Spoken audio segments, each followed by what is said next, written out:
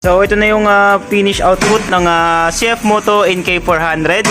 So ang setup natin dito is underbelly, bayak at delete. Ayan. So ang napili niya ay Acrophobic Hexa.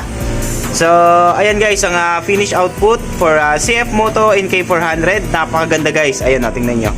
Okay. So pakinggan natin guys sound check nito kung gaano kaganda.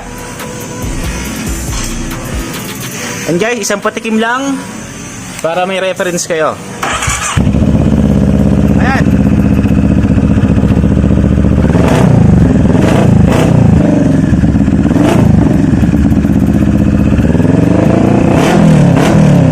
Hoy! Grabe. Napakaganda ng tunog guys. Walang silencer yan ha. So kapag nilagyan natin yan ng silencer, tatahimik siya ng kaunti.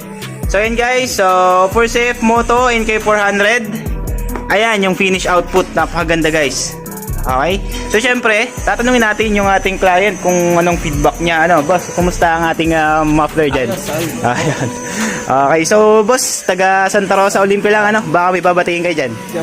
Ayun, sa mga taga Olympia, shoutout sa inyo guys. So ito, napaganda. So sa mga tropa na dyan, isang kaway dyan, boss. Isang kaway lawag dyan. Oh, ayun. So ito yung mga masisipag nating tropa dito sa paggawaan ng ating elbow.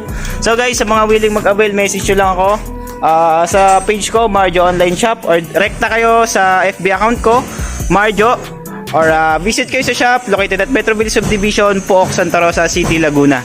So guys, sa mga gantong setup, so open tayo, big bikes, underbone, scooters type, so kaya natin gawin lahat yan. Ano? So guys,